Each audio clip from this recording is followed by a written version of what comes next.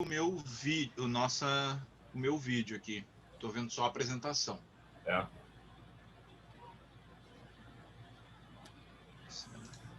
Ah, não, tá aqui. Aí, ficou. Bom, então, primeiramente, queria agradecer ao Lúcio pelo convite, né? Também agradecer ao Lúcio pela organização desse evento, né? Eu tenho aprendido muito com esse evento, tenho feito muitos contatos e discutido várias questões. Estou achando fantástico esse evento que o Lúcio vem organizando aí. Parabéns pela iniciativa, parabéns pela organização, foi ótimo. E muito obrigado pelo convite.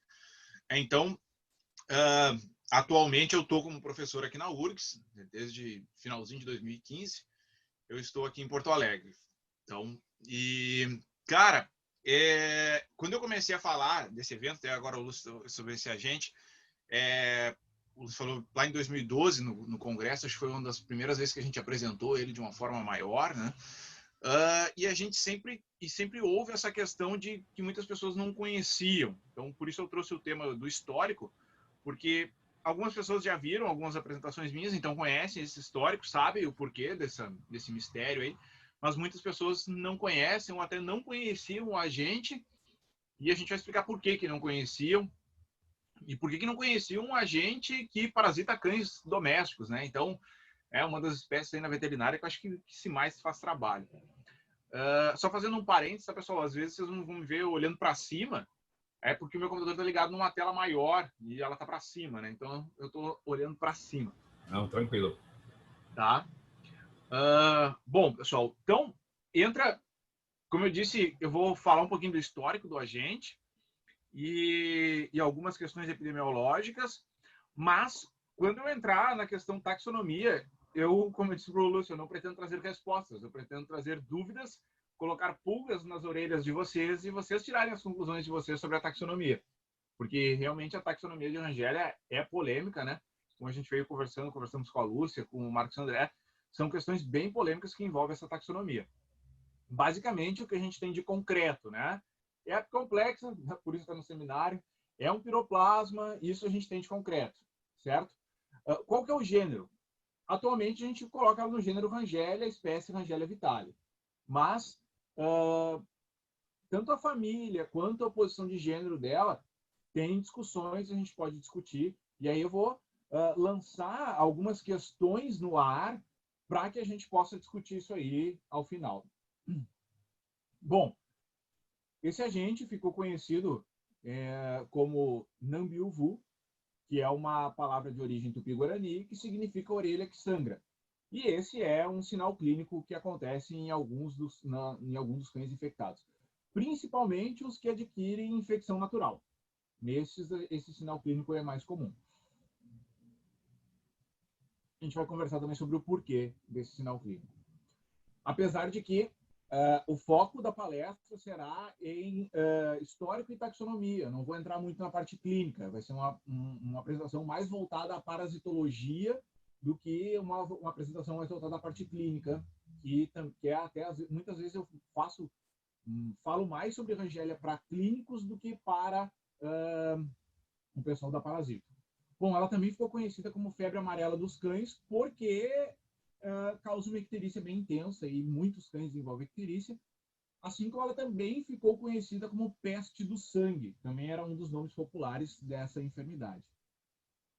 Basicamente, pessoal, nós temos um protozoário que infecta eritrócitos, fazendo então uma merogonia em eritrócitos, mas tem uma particularidade que é infectar endotélio vascular e também infectar leucócitos.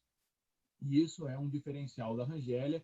E aqui também está, nessa parte de capacidade de infecção de endotélio vascular, capacidade de infecção de leucócito, é onde se concentra a maior parte das polêmicas em torno da taxonomia da Rangelia.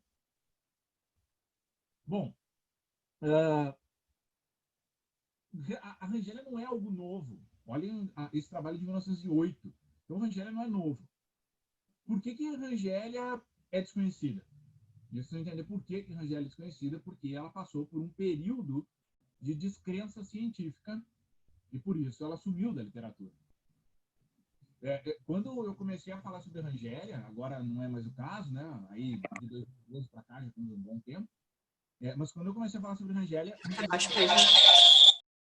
muitas vezes eu perguntava num evento se as pessoas já tinham ouvido falar de Rangélia, e a maioria das pessoas não tinha ouvido falar de Rangélia.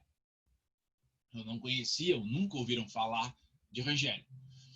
Eu costumo brincar também, né? Quando eu fui para São Paulo, o Marcelo, uma vez, nós conversando sobre Rangélia, e ele me falou assim, como todo gaúcho, né? Sofria bullying lá. Ele me perguntou assim: tu já ouviu falar de Rangélia? Sim, já ouvi falar várias vezes de Rangélia. E ele brincou comigo. Tu sabia que isso é uma doença que os gaúchos inventaram? Porque não tinha confirmação científica da validade da espécie. Então, existia toda uma descrença em torno da validade da espécie. Bom, como eu disse, é algo velho. Né? Já foi mencionado aqui, a enfermidade já foi mencionada em 1908. Esse aqui é o trabalho original, tá? Isso é uma cópia do trabalho original. E depois, Pestana, em 1910, descreveu o agente. Desculpem. Descreveu o agente como Piroplasma vitale. Tá? Piroplasma vitale na época. Então, esse também é o trabalho de descrição. Depois, em 1914, o Carini e o Maciel, eles, ao reavaliar a descrição e ao reavaliar outros casos, eles levantaram a seguinte questão. Piroplasma era um nome dado aos agentes do gênero Babesia, o que hoje nós temos como Babesia sensu stricto. Uma característica desse gênero, que a gente vai discutir mais para frente, é o fato de que eles são parasitos exclusivos de eritrócitos. Como eles observaram essa fase esquizogônica em leucócitos e também em células de endotélio vascular, eles, espera um pouquinho, não podemos chamar de piroplasma. E propuseram um novo gênero, Rangélia, em homenagem ao Bruno Rangel, que Pestana tinha descrito a espécie. Então passou a se chamar Rangélia vitale, que alterou o gênero em função dessa particularidade de infectar leucócitos e células de endotélio vascular. João, Tudo bem. João, deixa eu te interromper só um pouquinho, perdão.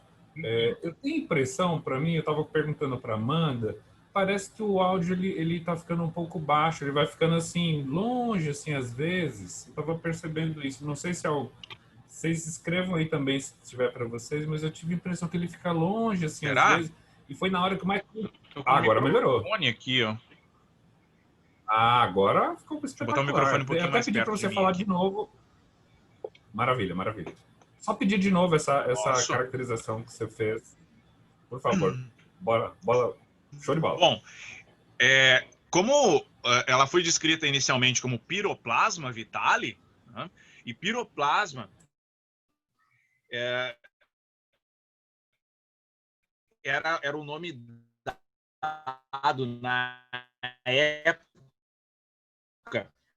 aos agentes que hoje nós temos como Babesia sensu stricto, que seriam parasitos vivos de eritrócito. Então, o Carini, não, peraí, não dá para se chamar piroplasma, porque ela não é exclusiva de eritrócito. Ela parasita leucócitos e células de endotélio vascular também. Então, não pode se chamar piroplasma vitale. E propuseram um novo gênero. Propuseram o gênero Rangélia, em homenagem ao Bruno Rangel.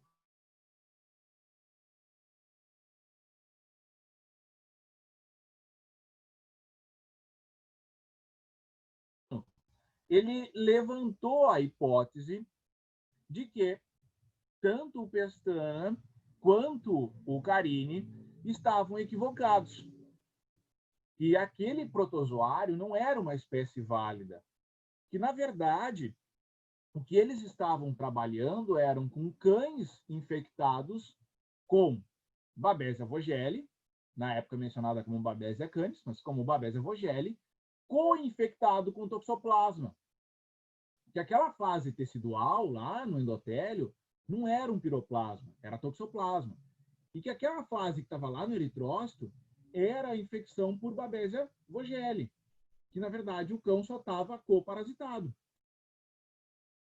E essa hipótese começou a ganhar repercussão.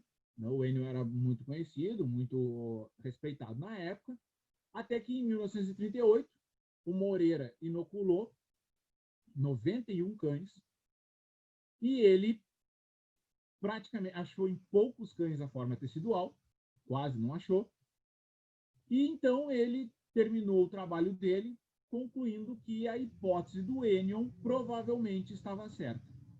Com isso, mataram a Rangélia, né? Entre aspas. Ela foi considerada uma espécie inválida, foi sinonimizada com Canis, Babesia canis, e praticamente ela desapareceu da literatura. A gente tem um trabalho em 1948, perdão, em que o Carini defende a validade da espécie. Eu gosto de trazer ele no final, eu acho muito interessante, que é uma homenagem a esse cara. Vocês que trabalham muito com o Silvestre, vocês vão ler muita coisa, muita descrição de Carini. É realmente uma pessoa muito à frente do tempo dele. Então, eu gosto de trazer no final. Ficou baixo de novo, Joãozinho. Oi? Ficou baixo de novo. Ué. É estranho.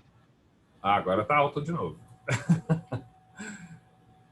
A captação desse microfone é para ser...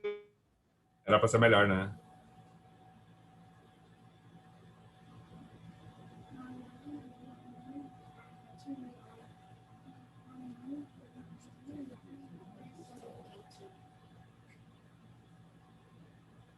mais alto, vai ficar mais na altura da minha boca. Então, basicamente, ela desapareceu da literatura, salvo alguns trabalhos ali na década de 50, alguns outros trabalhos na década de 60 e 70, mas eram publicações pontuais, algumas até já tratando como sinonímia, e aí ela sumiu. Em 2003, teve uma professora, a Cristina Kraus Penhar, que começou a levantar de novo a lebre, começou a trazer de novo, fez alguns trabalhos, principalmente com lesão em caso de necrópsia. Tá? E aí a coisa começou a voltar à tona. Depois o Loretti e o Barros fizeram vários trabalhos de revisão de literatura, em 2004, 2005, 2012, então fizeram vários trabalhos de revisão de literatura a respeito do agente, até que, em 2011, nós fizemos um trabalho com caracterização morfológica e molecular, e aí a gente conseguiu, a partir das características moleculares, comprovar que era um agente geneticamente diferente das espécies de Babesia que infectam os cães no Brasil. Então, era uma diferença bem interessante. A gente tem uma boa porcentagem de divergência.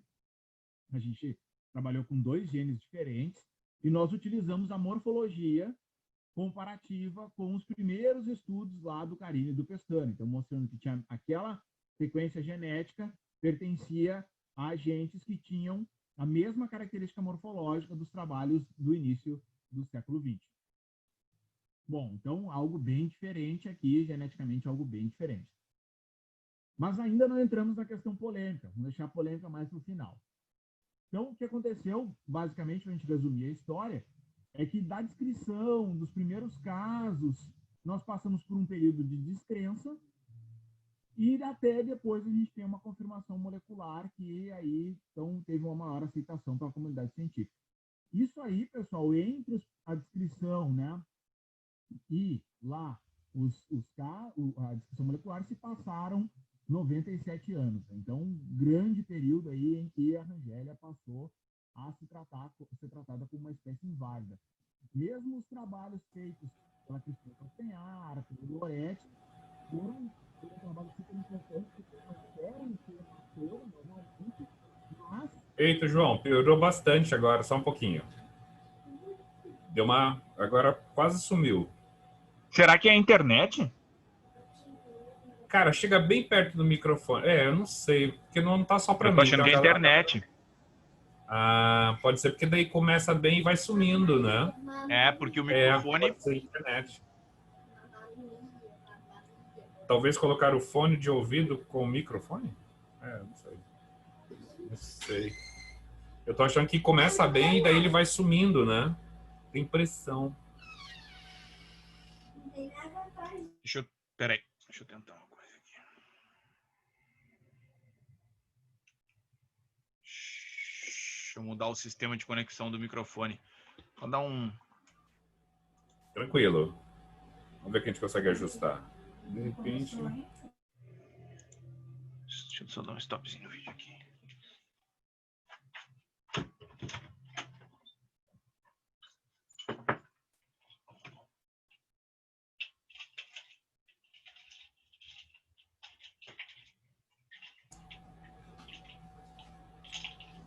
O pessoal também deu uma ideia aqui de talvez colocar um fone de ouvido com... Porque os fones de ouvido, normalmente, eles têm um microfoninho, né? Os de telecelular mesmo. Pois é, mas eu tenho aqui, cara, o meu... Eu tô com o microfone... É... profissional, cara. Eu vou conectar ele numa placa de vídeo, vamos ver se faz diferença, tá? Uma placa de vídeo USB. Vê se tu sente alguma diferença. Talvez seja aí. Eu acho que talvez seja internet, cara. Eu tô achando que é internet, não seja cara. exatamente o captador. Eu também. E outra, a webcam também tem sistema de microfone. Também é... Eu meio que me preparei para quarentena, sabe? Para as aulas. A aula remota, né? Sim, a gente tem que arrumar isso. Basicamente aqui, o que é um resumo do histórico, né? Então, desde que ela foi mencionada pela primeira vez como doença, que ela foi descrita, o agente foi descrito, foi redescrito, né? Nós passamos por esse período intermediário aqui de descrença, de trabalhos que invalidaram a espécie, e depois, isso até que ocorresse a validação molecular e morfológica, passaram-se aí em torno de 97 anos. Então, a gente teve quase um século de descrença acadêmica. Por isso que ela desapareceu da literatura, certo? A gente teve os trabalhos da Cristina Kraus-Penhar e as revisões do Lored, que foram trabalhos super importantes para trazer o tema à tona novamente, mas foram trabalhos concebidos em uma época em que a espécie ainda era considerada inválida, certo? Não sei se tá bom o áudio, se estão conseguindo me ouvir. Sim, João, tá maneiríssimo, tá super bom. Tá. 100 anos quase. Qualquer coisa... Incrível, né? Incrível. Qualquer coisa vamos interrompendo e tentando de novo, né? Beleza, vamos sim. Tá joia. Tá super bom, João. Bom, então, uma vez que se validou a espécie, a gente precisava saber quem é o vetor. Então, não se conhecia. Uma vez que a gente tem aquela espécie válida, e a gente aí abriu uma caixa de interrogações a respeito do agente. Então, precisava saber quem era a espécie vetora. Então, a gente conduziu um trabalho em que foi testado todos os estágios biológicos destas espécies de carrapato. Amblioma aureolatum, Amblioma ovale. Trabalhamos com os 2 genótipos de céfalos sanguíneos, tanto o tropical quanto o subtropical, certo? Que agora a gente tem, né, o subtropical como senso estricto e o tropical como senso lato.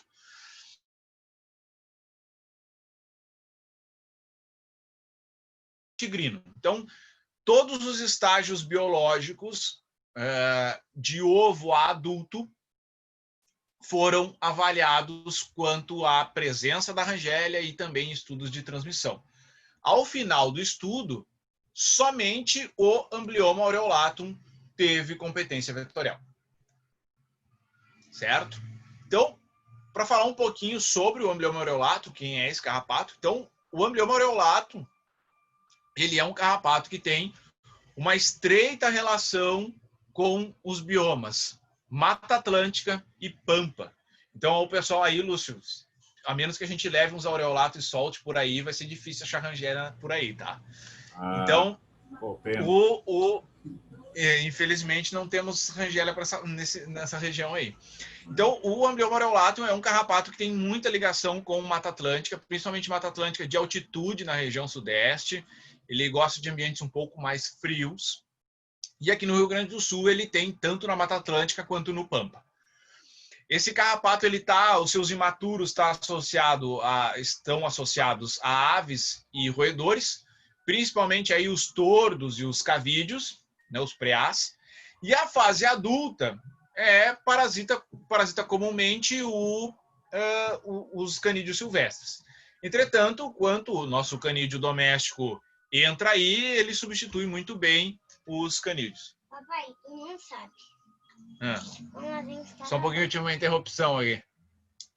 Quando a gente estava batalhando lá embaixo, sabe, aquele Beyblade que não estava fraco. Tá, deixa eu... Não, mas eu quero... Tá. Você sabe que eu tenho um pesquisador aqui também, né? Ele fica aqui também, mesma coisa. Eu falo, cara, me deixa aqui, ele fica aqui. Aquele Beyblade que era um lutador fraco. Tá, o que tem? 8 braços. 8 braços. Aguento mais. Olha lá o João. Agora vai pra lá também, vai. Desculpa, pessoal. Estão me ouvindo? Tranquilo, Bom, tranquilo. Super então, bem. quando a gente tem a entrada do canídeo doméstico no meio silvestre, o aureolatum se adaptou super bem. E aí aqui a gente tem, pessoal, um mapa de distribuição geográfica dos casos até então na literatura de Rangelia vitale. Então, o que a gente consegue ver? São áreas onde a gente tem o registro também do Amblyomma aureolatum. Então, a gente pode ver região sudeste, tá? A gente tem região sul e a gente até tem relato fora da área de Mata Atlântica e fora da área de Pampa, mas não são registros baseados em molecular. E vocês vão ver que a morfologia, às vezes, dá uma confundida na gente. Então, ou então, esses casos que estão fora da área de ocorrência do vetor, ou são casos que não são autóctones, ou pode, assim, o pessoal ter confundido aí pela morfologia. Recentemente, a gente teve relato no Paraguai, na Argentina e no Uruguai também. Então, são esses países que a gente tem casos de rangeliose. A gente tem uma epidemiologia muito associada a cães de áreas rurais e periurbanas, porque o Amblyomma aureolatum é um carrapato que tem essa particularidade. Ele até consegue sobreviver na cidade, mas tu tem que ter uma coleção florestal, tu tem que ter uma área, ele é muito exigente em umidade, ele tem uma epidemiologia muito própria, e eu costumo dizer, né, que muito da epidemiologia de uma enfermidade é norteada pela biologia do seu vetor. Então, como o aureolatum tem essas particularidades, muita exigência em umidade, não gosta de temperaturas muito altas, então a gente tem essa particularidade com a Rangelia também. Então, acontece principalmente animais jovens, que eles sofrem mais. A gente tem o envolvimento de reservatórios silvestres, e eu também vou falar sobre isso no final. Eu sei que boa parte do público aí é interessado na parte de parasitas silvestres. E a gente tem uma distribuição geográfica limitada no Brasil às regiões sul e sudeste. E também, né, recentemente, acrescentamos Uruguai, Argentina e Paraguai como locais onde ocorre a Rangelia. Bom, algumas particularidades clínicas, apesar de não ser o nosso foco, ela tem um quadro mais intenso, uma patogenicidade mais severa que as outras piroplasmoses caninas que ocorrem no Brasil. A gente tem aqui, é muito comum que os cães desenvolvam icterícia, é muito comum que os cães tenham diarreia na infecção com Rangelia. A diarreia, nesses casos, ficou conhecida como Nambiuvu das tripas. Tá? Então, Estão me ouvindo bem? Super bem, João. Tá super bom. Tá? Ficou conhecido como Nambiuvu das tripas, então. Bom, aqui só para mostrar também, pessoal, uma comparação entre dois trabalhos em que a gente tem uma redução bem mais acentuada na contagem de plaquetas, quando a gente fala de Rangelia, uma redução bem mais acentuada na contagem de eritrócitos e no hematócrito, quando a gente fala de Rangelia. Então, é um quadro mais severo. Aí aqui entra uma questão também interessante, pessoal, que vai gerar uma discussão futura, que é o fato que é um quadro em que nós mostramos quantos dias após a inoculação ou quantos dias após a infestação por carrapatos infectados os cães desenvolvem parasitemia. Então, tanto a parasitemia... o meu mouse está se tornando pointer aí? Sim, dá para ver, tranquilo. Uhum. Tanto a gente tem um período após a inoculação para que o cão desenvolva parasitemia detectável ao PCR e também detectável ao esfregaço. Então, vocês podem ver que não é imediato. Olha aqui, ó, 12 dias após a infestação que o cão vai dar PCR do sangue positivo. Isso aqui num real time de alta sensibilidade. Capaz de detectar entre 2 e 3 cópias do agente. Então, muita sensibilidade. E olha aqui, ó, 19 dias para a gente encontrar no esfregaço. De sangue total, né? Não é de periférico. Periférico um pouquinho antes. Então, vejam que tem um período aqui, e aí entra até a questão que eu estava discutindo no último seminário. Muitas vezes, o vetor que inoculou a doença não está mais presente no animal quando ele desenvolve a parasitemia. O período de alimentação de uma fêmea de aureolatum, que é o mais longo dos estádios, são 12 dias. E vocês podem ver que os animais desenvolvem as parasitemias depois que a fêmea já caiu. Então, o carrapato que inoculou a gente não está mais presente ali, muitas vezes, quando o animal começa a ter parasitemia. E se a gente falar de sinal clínico, demora um pouquinho mais ainda. O que eu quero mostrar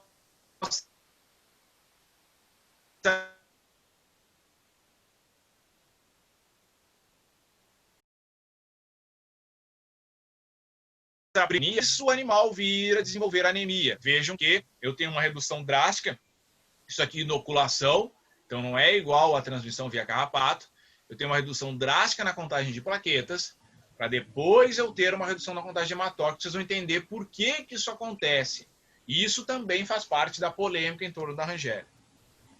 Quando eu tenho aqui a inoculação via vetor, vejam que a queda na contagem de plaquetas começa a ocorrer lá pelo 13º dia, sendo que o ponto mais drástico seria no 18º, certo? E o animal vai começar a desenvolver anemia lá pelo 20º, 21º dia, e o ponto mais drástico seria no 27º dia. Aqui é que o animal vai começar a ter sinal clínico da infecção. Então, nesse período, lembram que a fêmea se alimentou por 12 dias, eu não tenho mais o carrapato que transmitiu. Isso gera todas aquelas discussões, vocês vão ver que na literatura tem que ripséfalo sanguíneo transmite Rangella. Por quê? Porque às vezes tu pega um animal infectado e o carrapato que está lá não é mais o mesmo que inoculou, já é outro. Então, isso também vai ser importante quando a gente for discutir a esquizogonia da Rangella. Bom, vejam esse trabalho feito pelo pessoal de Santa Maria, em que isso aqui é inoculação. Vejam que os animais manifestaram sinais clínicos quando a parasitemia já estava numa fase decrescente. Aqui também alguns trabalhos de ocorrência. E vejam que legal esse trabalho da equipe da professora Almosny, em que... estão me ouvindo? Em que nem todos os animais que são PCR positivo têm esfregaço positivo. Isso é um problema no diagnóstico. Isso é um problema em relação ao fato de que essa parasitemia não é tão alta, ela não é tão evidente, e vou explicar também uma questão ligada à esquizogonia. Outra questão importante, né, pessoal, é que a Rangella infecta o endotélio vascular de vários órgãos. Então, esse aqui é um trabalho em que foram quantificados o número de vacúolos parasitófagos em diferentes órgãos. E vejam que nós temos infecção em vários órgãos dos animais. Ok? Certo? Então, até aqui... João, só desculpa te cortar. Naquele slide anterior, eu acabei de falar para o Sérgio que as perguntas são só no final, né? Mas não aguentei para perguntar, desculpa. Tem problema, pode perguntar. Quando você fala nos vários órgãos, foi que vocês fizeram via molecular, então? Esse aqui ainda não é molecular. Esse aqui é só morfológico, esse trabalho. Foi confirmada a infecção por molecular, mas a avaliação da presença dos vacúolos foi morfológica. E vejam a quantidade.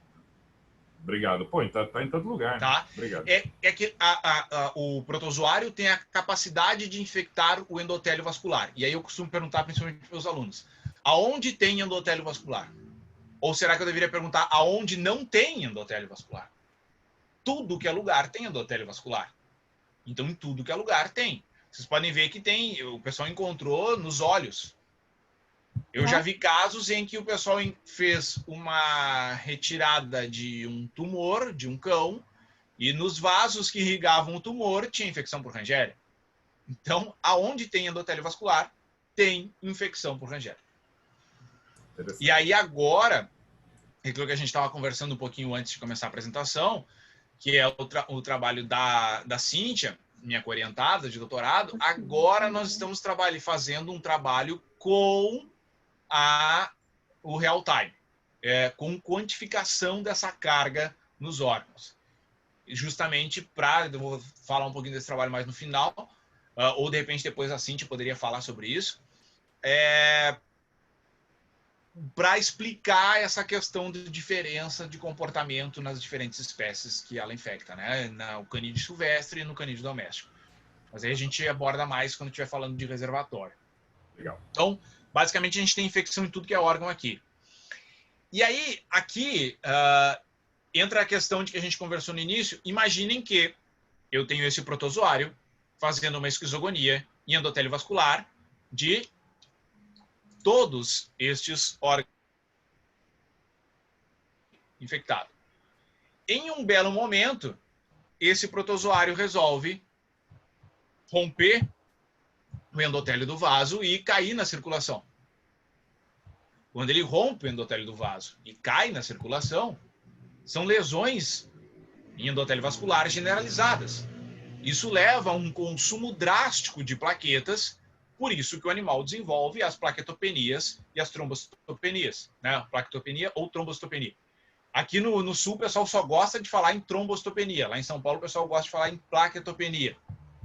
Então, como eu tenho um pé em cada lugar, às vezes eu fico... E aí, imaginem isso saindo ao mesmo tempo, e é isso que leva àquela queda drástica no gráfico da contagem de plaquetas. Imagine que quando isso sai, eu tenho um consumo drástico de plaquetas, e esse consumo leva à redução drástica na contagem, às plaquetopenias. Bom, até aqui são questões que eu digo não polêmicas sobre a Rangéria. E agora, quando a gente entra na taxonomia, a gente entra só em questões polêmicas em relação à Rangéria, e eu não pretendo trazer muitas respostas, eu pretendo trazer embasamento para que vocês concluam ou que vocês tirem essas próprias conclusões. A primeira questão que a gente pode fazer aqui é, basicamente, a gente costuma dividir os piroplasmas em teilerídeos e babesídeos. Tá? Isso aqui é uma divisão muito básica. Vocês vão ver que nós temos trabalhos com divisões bem mais complexas que eu vou abordar mais para frente. Então, basicamente, o que a gente tem? Os teilerídeos realizam ciclo pré-eritrocitário em células nucleadas. E os babesídeos são exclusivos de hemácia. Aí vocês já começam as dúvidas. Tá? Já começa por aí. Bom, aqui a gente tem a infecção dos teilerídeos, geralmente é crônica, o próprio hospedeiro se torna um reservatório, e a infecção pelos babesídeos, ela é limitada. Ela é temporária, pode ser por um longo período, mas ela não é pela vida toda do animal, ou esse animal não pode se manter como reservatório, mas por um período de tempo. Ele tende ou a eliminar a infecção após o tratamento, ou eliminar naturalmente, certo? Então, vejam também aqui a questão do tratamento. Os tratamentos, os teilerídeos, geralmente, eles têm como efeito a remissão dos sinais clínicos. Nem sempre os animais vão eliminar a infecção após o tratamento.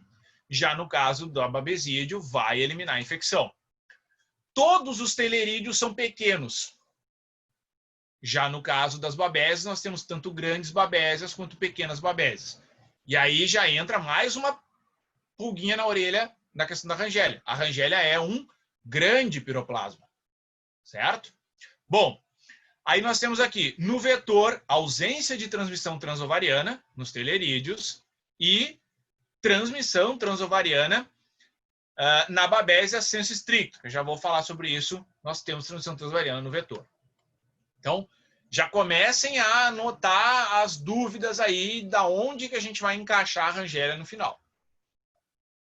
Aí, nós temos alguns trabalhos que foram publicados com tentativas de posicionamento taxonômico dos piroplasmas.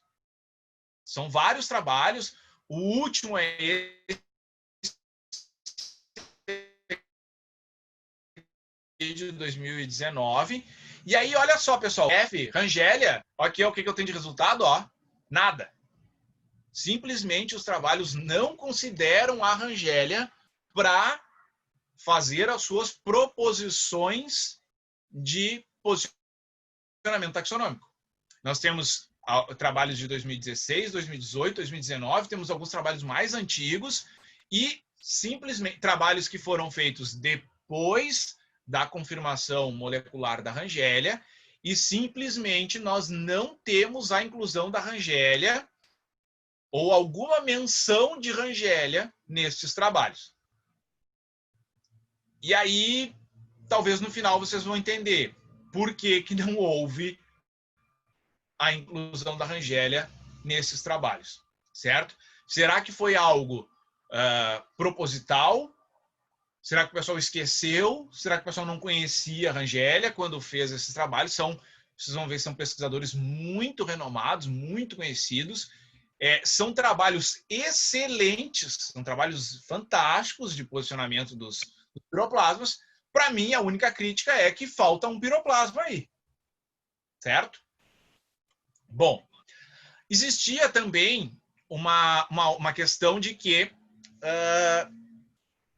as babésias senso estricto, elas apenas o estágio de fêmea adulta adquiria a infecção e que a transmissão acontecia nos estádios subsequentes devido à transmissão transovariana. Certo? Não sei se isso ficou claro. Por que que existia isso? Porque existia uma teoria de que os ocinetos precisavam de um tipo específico de célula no intestino do carrapato, de babésia senso estricto, para adentrarem e, então, infectarem o carrapato. Essa fêmea fazia a transmissão transovariana, a larva e ninfa e adulto dos estágios subsequentes faziam a transmissão. Bom, esse caractere já foi mostrado em 2007, num estudo com babésia divergens, que é do grupo senso estricto, que não, esse caractere não vale. Essa informação não pode ser utilizada, ela não é um caractere que caracteriza o grupo das babésias senso estricto. E nós também mostramos isso com Rangélia, porque tanto a ninfa quanto o adulto adquirem a infecção. Nós não conseguimos fazer com que o estágio de larva se infecte, mas o estágio de ninfa e também de adulto se infectam perfeitamente. Bom, então a gente tem esse trabalho aqui de 2016, que ele fez todo um compilado e uma revisão de trabalhos em que se faziam posicionamentos taxonômicos de piroplasmas, proposições... Estão me ouvindo?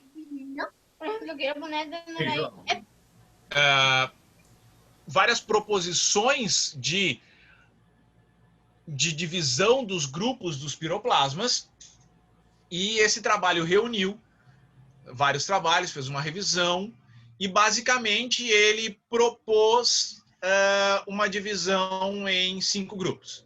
Que nós teríamos o grupo das babésias senso estricto, nós teríamos o grupo dos teilerídeos, que incluía o citalquizum, o grupo dos teilerídeos da Theileria equi, ou grupo equi, o grupo ocidental e o grupo da babésia micrótica. Então, basicamente, nós teríamos essa divisão, ok? Bom, depois eu vou caracterizar o que é de cada grupo. Então, basicamente seria isso, né? O que compõe cada um desses grupos. Vocês podem ver aqui, ó, exemplares senso estricto, bem conhecidos. O grupo Equi, na época, formado só pela Theileria equi, hoje a gente sabe que tem mais uma espécie de Theileria. O grupo ocidental, certo? O grupo Microte. Então, esses seriam as espécies que caracterizam esse grupo. Depois, também nesse trabalho, que é um trabalho excelente, muito legal, ele tenta propor características desse grupo. Então, o que a gente tem como característica do grupo senso estricto? São aqueles piroplasmas que fazem transmissão transovariana no carrapato e são aqueles piroplasmas exclusivos de eritrócitos nos vertebrados. Ok? Certo? Beleza. Depois, a gente tem o grupo Microte, que seria uma Babesia sensulato, em que eles são exclusivos de eritrócito, com algumas discussões, mas são exclusivos de eritrócito, e eles só fariam transmissão transestadial, eles não fariam transmissão transovariana, certo? Depois a gente tem aqui, ó, o grupo do Stalk-1, que cita o esqueleto da célula e aumentar o tamanho dessa célula. Vocês podem, né? Quem já viu alguma coisa sobre Stalk-1 sabe que o principal efeito fisiopatogênico do Stalk-1 é a isquemia por obstrução de vasos, uma vez que células mononucleares aumentam tanto de tamanho que elas se transformam em êmbolos e acabam obstruindo os vasos. Então, seria essa característica.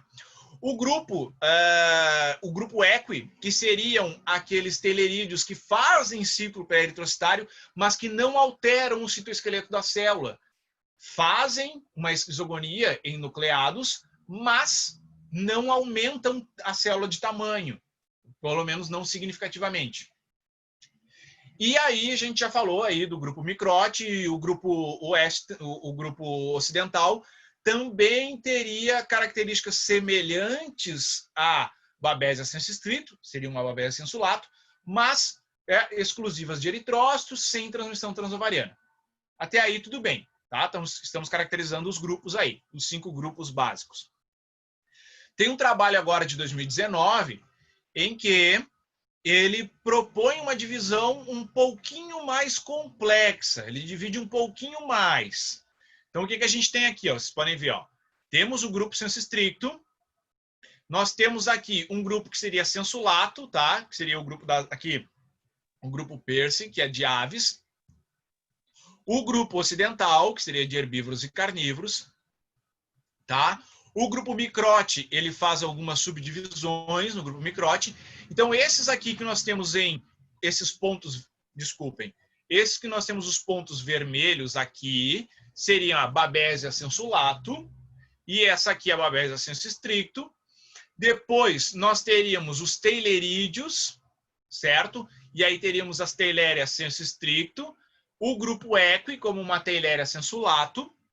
Alguns grupos aqui ele dividiu de acordo com o grupo de mamíferos que são infectados. Então, aqui a gente tem o grupo de acordo com da família dos rinocerontes, dos marsupiais. Então, é uma outra... E o grupo aqui de Theileria dos monotremados. Então, é uma outra proposição de divisão, certo? Também um excelente trabalho, muito legal. Aqui, pessoal, esse trabalho também ele traz uma tabela em que ele mostra quais são as espécies características de cada um desses grupos e também quem são esses grupos nos trabalhos anteriores, que são aqueles que eu mostrei para vocês de 2016, de 2012, ali, de 2018. Certo? Então, trabalho muito legal, muito completo. Qual é o problema desse trabalho aqui? O único problema, a única crítica que eu tenho, de novo, estou repetindo o slide. Olha aqui, ó. Nós não temos nenhuma menção a Rangélia nesses trabalhos. Tá? Bom, agora que a gente já embasou o conhecimento sobre como principalmente como se caracterizam os grupos do piroplasma, eu vou falar sobre Rangélia e aí eu deixo para vocês tentar encaixar ela, ok? Tá? Tentar encaixar em algum grupo. Bom, eu optei por trazer filogenias aqui, principalmente de grupos diferentes do nosso.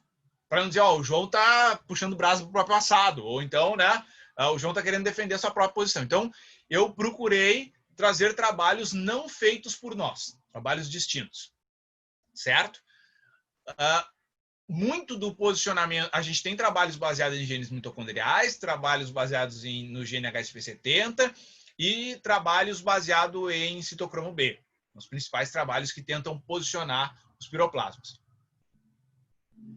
Se vocês olharem esse trabalho aqui, uma análise bayesiana feita lá na Argentina, um grupo do Eiras ali, vocês podem observar aqui que um bom fragmento, 1.700 pares de base, eles usaram para fazer a análise filogenética do gene 18S, que é um gene conservado.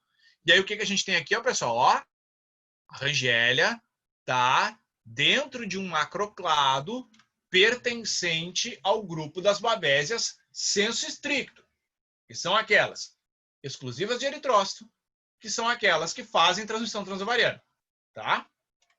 Bom, se a gente pegar aqui esse trabalho do grupo da professora Almosny, da professora Nádia, no Lemos 2017, fez uma análise de distância, com um fragmento aqui, ó, 670 pares de base, é um fragmento bem considerável, tá? E o que a gente tem? Mesma coisa, mesmo resultado. Então, a gente tem Rangélia vitale dentro de um macroclado pertencente ao grupo das babésias sensu estricto, ok? Bom, vamos seguir. Depois aqui, ó, a gente tem um trabalho que teve a colaboração aí do Marcos André, trabalho feito lá em Passo Fundo, que eu não participo desse trabalho aqui. Temos aqui, ó, máximo likelihood. E a gente tem também a Rangélia dentro do macroclado das babésias sensu estricto. Vamos seguir. Aqui eu uso um trabalho nosso, porque esse gene HSP70 não encontrei outros trabalhos que usaram ele em análises filogenéticas. Então, eu troco de gene, mas eu tenho o mesmo resultado, certo? Agora, nós estamos conduzindo trabalhos com outros genes, conduzindo em colaboração lá com o Marcos André. Então, aqui ó, é um sequenciamento do COX-1. Ainda não foi feito a árvore filogenética. Infelizmente, eu não consegui tempo para fazer antes da apresentação, em função dessas questões que a gente discutiu antes aí. E aqui ó, a gente tem ó, 91% de similaridade com uma babésia do grupo babésia sensu estricto, ok? Bom, a gente tem um trabalho do grupo da professora Nádia aqui que levanta a possibilidade de ter uma outra Rangélia, só que é um gene, um fragmento pequeno do gene. E aí tem um trabalho do grupo do Marcos André que achou um agente geneticamente próximo à Rangélia, filogeneticamente próximo, só filogeneticamente próximo à Rangélia. E aí a gente pensou aí que talvez apareceu um elo da corrente, talvez começou a aparecer umas pecinhas do quebra-cabeça para a gente montar essa filogenia taxonômica e filogenia molecular de Rangélia, mas se vocês olharem a porcentagem de similaridade é muito baixa. Então, e no gene 18S é menor, é bem distante também. Então, o que acontece é que eu costumo brinquei com o Marcos André que em vez dele dar uma peça para a gente montar o quebra-cabeça, ele largou mais uma peça na mesa que não é desse quebra-cabeça, é de outro. A gente vai ter que achar as outras peças ainda também. Certo?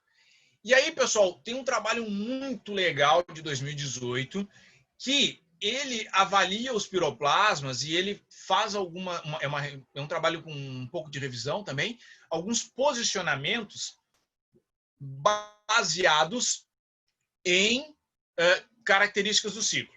Então, o que a gente pode resumir do que a gente viu agora de filogenia?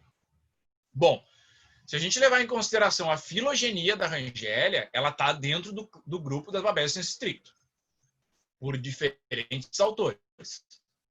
Certo? Bom, vamos falar um pouquinho agora sobre as características de ciclo e vamos ver se bate.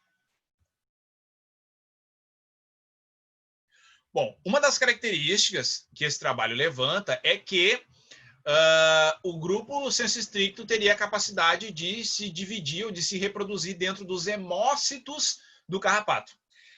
A gente não viu isso na Rangélia, mas a gente viu divisão na hemolinfa. Pode ver aqui, ó. Certo? Um ocinema. Dentro do hemócito a gente não viu, mas fora do hemócito a gente está vendo. Certo? Então, vamos tentar encaixar a Rangélia aí. Ela mais ou menos bate com o senso estricto. Depois, esse trabalho ele tem uma tabela muito legal que resume características de ciclo, características morfológicas, de acordo com cada um daqueles grupos clássicos de divisão dos piroplasmas, ok?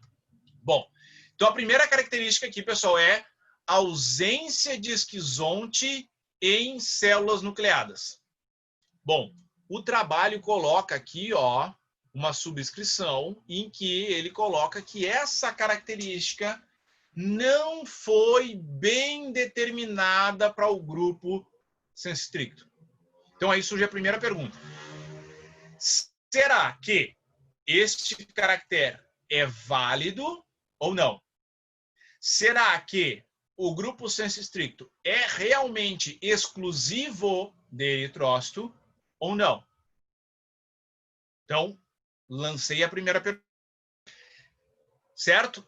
Outra característica que ele menciona é merogonia em hemácias, mas aí é uma característica de todos os grupos, então não serve para a gente posicionar a Rangélia.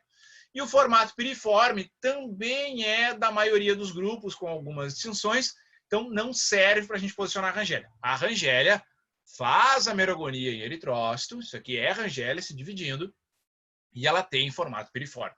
Bom, então tá. E aí, pessoal, sobre a questão de parasitismo exclusivo em hemácias, tem um trabalho bem novinho aqui, ó, para quem gosta de trabalho velho, de 1947, em que esse trabalho foi feito com Babesia rossi, grupo senso estricto, em que, olha aqui, ó, o que ele menciona, frequentemente observado em monócitos. Certo? Tudo bem, é um trabalho antigo, o cara não tinha um respaldo molecular, mas vamos vendo aí. E aí, a Rangélia, a gente viu que geneticamente ela está nesse grupo, mas ela não atende a uma característica importante desse grupo. Rangélia não é exclusiva de eritrócito. Rangélia parasita endotélio vascular e parasita leucócito. Certo? Não é exclusiva de eritrócito. Temos um problema para posicionar ela aí.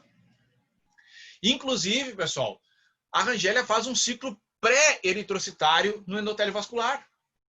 Primeiro ela se reproduz no endotélio vascular para depois infectar as hemácias, o que é uma característica lá dos telerídeos. Certo? Então tá aí mais a polêmica. E por que a gente sabe disso? A gente sabe disso porque, a gente sabe disso porque ela sai do endotélio vascular e quando ela sai é que eu tenho essa trombocitopenia para depois, então, infectar as hemácias e aí, então, eu ter a anemia. Certo? Então, aí já tem o primeiro problema. Depois, transmissão transovariana. Vejam que é uma característica, ó, exclusiva do grupo senso estricto. Rangélia faz transmissão transovariana. Aqui, esse trabalho também menciona, ó, a esquizogonia não é uma característica senso estricto, a gente sabe que é um problema, Rangélia não se encaixa, a gente está vendo aqui divisão. Voltando à transmissão transovariana, então no trabalho de 2018 a gente comprova que ela tem transmissão transovariana no aureolato. E é uma característica bem interessante porque é um dos únicos piroplasmas que tem essa forma de transmissão no gênero amblioma. Poucos piroplasmas são transmitidos pelo gênero amblioma. E aí a Rangélia ainda tem essa particularidade, que faz transmissão transovariana. Os outros piroplasmas transmitidos pelo gênero amblioma nem fazem transmissão transovariana. Os principais seriam a Theileria equi e o Stalkzum felis. Bom, aí nós temos aqui, ó, pessoal, temos transmissão transovariana e em porcentagens bem consideráveis. Então, Rangélia, quando a gente leva em consideração a característica de comportamento biológico no seu vetor, ela atende aos pré-requisitos do grupo senso estricto. Então, a gente viu tanto transovariana quanto transestadial na Rangélia. E aí, pessoal, a transição transovariana é uma característica do grupo senso estricto, mas Babesia gibsoni é colocada no grupo senso estricto. E até bem pouco tempo, até antes desse trabalho aqui de 2018, ela era considerada um protozoário que não, repito, que não fazia transovariana. E esse trabalho aqui, ó, levanta evidências da transmissão transovariana. Ele não comprova a transmissão transovariana, só levanta evidências. E foi só PCR. E a gente sabe que pelo sistema de deposição de vitelina, a gente pode ter um carreamento de DNA. E também tem vários trabalhos aqui, ó, de Theileria equi, que é um agente classicamente não faz transovariana, que a gente tem DNA, a gente acha DNA na larva ou no ovo. Para mim, pessoal, transovariana só pode ser comprovada se eu infestar, se eu levar a larva à infestação e ela transmitir. Senão não é uma transovariana comprovada de forma indubitável, certo? Então, aqui fica um viés. Então, nós temos dois problemas aqui. O primeiro, Rangélia faz transovariana, então, que é uma característica do senso estricto. Gibsoni, que está no grupo senso estricto, não tem uma transmissão transovariana comprovada de forma indubitável. Certo? Então, pensem no seguinte, pessoal. Nós temos problemas de posicionamento da Rangélia. O primeiro é que, geneticamente, ela está num grupo senso estricto. Certo? No que a gente levar em consideração o comportamento dela no vetor, no Amblyomma areolatum, ela atende à demanda do grupo senso estricto. Mas se a gente levar em consideração a característica dela no cão, no hospedeiro vertebrado, ela não atende às características do grupo senso estricto. E aí a gente tem que se fazer alguns questionamentos. Ou os caracteres não estão correspondendo aos grupos, ou a Rangélia é um grupo completamente à parte que tem características próprias de cada grupo. Então, isso é uma coisa que a gente vai ter que determinar, que a gente vai ter que responder, que a gente vai ter que dizer. Ou é um grupo completamente à parte, um outro grupo com características próprias, ou os caracteres não são bons indicamentos para o posicionamento. Certo? Para ir para o final, os finalmente, eu sei que tem muita gente que trabalha com silvestres. Eu vou falar um pouquinho sobre reservatórios de Rangélia. Então, a gente tem, pessoal, vários complexos no mundo em relação, que são canídeos, vetores e a sua babésia. Então, a gente tem na Ásia, a gente tem na Europa, a gente tem na África, a gente tem na América do Norte e faltava um grupinho aí genuíno nosso aqui na América do Sul. Então a gente tem um complexo aí formado por Rangélia vitale, Amblyomma areolatum e o Cerdócium tous. A gente tem registros de Rangélia em alguns canídeos silvestres. Tanto no graxaim do campo, que é o Licalopix germinocercus, a gente tem vários trabalhos aqui. A gente tem no cachorro do mato, também, que é o Cerdócium tous, e a gente tem no lobo-guará registro de Rangélia. Aí entra a questão. São reservatórios clássicos, né? Entendendo como termo clássico aquele reservatório que não tem sinal clínico, só mantém o agente. A gente sabe que esse conceito é um pouquinho discutível da obrigatoriedade do reservatório não ter sinal clínico, certo? Mas, vamos lá. Então, quando a gente fala de Cerdócium tous, que é o que a gente tem mais bibliografia, a gente tem um trabalho feito pelo grupo da Luciana Soni, aqui da patologia da URGS, em que ela encontrou tanto no tous quanto no Licalopix, só que os animais estavam doentes. E só que esses animais tinham sinomose. Depois, pessoal, nós temos um trabalho feito pelo nosso grupo em que o animal não tinha sinal clínico. A maioria dos animais desse trabalho são animais atropelados, então não tinha como avaliar sinal clínico, mas nós tínhamos um animal que foi avaliado clinicamente, que foi doador de sangue para uma inoculação experimental, e esse animal não tinha sinal clínico até se infectar com sinomose. No momento que ele se infectou, ele desenvolveu sinal clínico, certo? Então, fica aí. São reservatórios? Não são. Levantamos a hipótese, mas com infecções concomitantes não dá para dizer. Depois a gente tem esse trabalho aqui, ó, do grupo da Raquel, França, em que eles têm um animal infectado com Rangélia e que aparentemente foram feitas várias pesquisas de vírus e esse animal não foi detectado nenhuma co-infecção e esse animal tinha uma doença hemorrágica por Rangélia. Depois tem um trabalho feito aqui, ó, por uma orientada minha, lá do grupo do REC, em que os animais capturados a campo, foi feita a avaliação hematológica, então a gente tinha aqui, ó, 25% desses animais infectados e esses animais não tinham sinal clínico. Aqui, ao que tudo indica, o Serdotium tous poderia ser um bom reservatório, um reservatório inclusive assintomático, desde que ele não esteja co-infectado.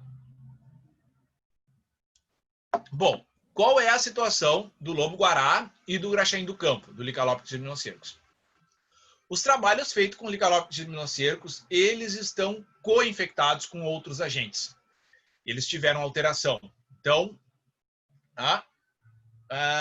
talvez por co-infectados, eles tiveram sinal clínico. Então, fica difícil a gente responder essa questão aí. Já esse trabalho aqui do lobo-guará é um trabalho muito legal para quem gosta de silvestre, porque mostra uma fauna parasitológica fantástica. Esse trabalho foi feito com um indivíduo só, mas em compensação ele tinha um compêndio de parasito.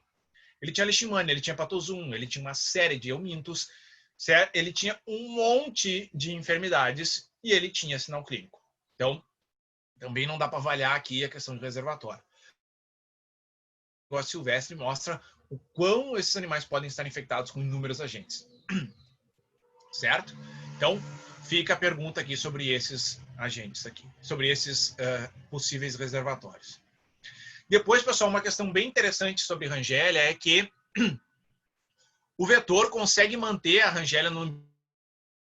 Então, no nosso estudo aqui de 2018, a gente manteve a Rangélia em Amblyomma aureolatum por 3 gerações subsequentes, sem necessidade de reinfecção. Então, 3 gerações, foi até a F3 infectado, sendo que na F3 a gente parou de avaliar. Certo? Na F3 a gente parou de avaliar. E a gente também pegou uma população naturalmente infectada, que estava infectada há 6 gerações. 6 gerações infectadas. Então, mostra o quanto tempo o aureolato pode manter isso aí por transição transvariana. Esse trabalho aqui do Uruguai mostrou um foco de Rangélia. Era um local, mais especificamente uma propriedade, onde por um período muito longo vieram cães infectados naquele lugar. Então, mostrando que era um local onde a população de aureolato mantinha a Rangélia lá e os animais iam se infectando. E nós mandamos um trabalho para o último congresso, bem interessante, que um mesmo cão se reinfectou por Rangélia quase 2 anos depois, no mesmo local. Então, era um tutor que fazia a trilha, ele levou o cão, se infectou, depois ele levou o cão de novo lá e o cão se infectou de novo. Então, a Rangélia foi mantida naquela população de aurolato daquele local. Certo? Uma outra questão interessante é esse trabalho aqui, o pessoal de 2017, em que ele levanta algumas enfermidades que podem ter contribuído para o fato do gênero Canis não ter descido para a América do Sul. Então, o gênero Canis hoje ele está invadindo a América Central com os coiotes, mas ele fica dali em direção norte, ele não veio para o sul. E ele levanta várias enfermidades, como a Rangélia, como a Leishmania, que podem ter barrado a descida do gênero Canis. Ele levanta essa hipótese, é um trabalho bem interessante, quem quiser ler, sobre coevolução de canídeos e agentes. Isso é bem legal esse trabalho. E aí entra uma questão, né? Por que será que o reservatório ele consegue sobreviver à infecção? Pensem que nós temos aí muito tempo de coevolução. A Rangélia é transmitido por um carrapato autóctone da América do Sul. Tem como reservatório um possível canídeo endene da América do Sul. E os cães que hoje nós temos na América, os canídeos domésticos, eles são descendentes, todas as raças que nós criamos aqui, são descendentes de linhagens que vieram com as grandes navegações. Algumas pessoas vão dizer, não, mas já foi encontrado o cão com múmia pré-colombiana. Sim, não tem nenhum, todas as raças hoje criadas na América do Sul são de genótipos vindos do Velho Mundo. Deu problema na internet, vocês estão me ouvindo? Eu estou ouvindo bem, João, tá bem. Tá. Então, todas as linhagens hoje criadas aqui são vindas das grandes navegações. Então, não houve tempo de coevolução. Por isso, ela é tão patogênica para o canídeo doméstico. Um exemplo muito semelhante nós temos com a Rosse, na África, em que ela não é patogênica para o cão selvagem africano, nem para o chacal de dorso prateado, mas é muito patogênica para o cão doméstico. E agora, um trabalho da Cíntia, que é minha orientada, vem tentando explicar esse porquê. Tem as cenas dos próximos capítulos. Talvez a gente traga algumas respostas concretas do porquê disso aí. Ok? Certo? Então, basicamente, pessoal, nós teríamos um ciclo natural da Rangélia em que os roedores e os pássaros são importantes para a manutenção das fases imaturas do carrapato, mas aparentemente não se envolvem no ciclo direto da Rangélia, só no ciclo do vetor. Ela é mantida no canídeo silvestre por infecção no vetor e transmissão transovariana. O carrapato não perde a infecção quando se alimenta nesses hospedeiros. E aí esse ciclo se mantém numa boa. O problema é quando entra o canídeo doméstico nesse ciclo, e aí nós temos uma enfermidade bem grave. Certo? Basicamente aqui, comparando ela com os outros piroplasmas de cão no Brasil, vocês vão ver que é bem diferente.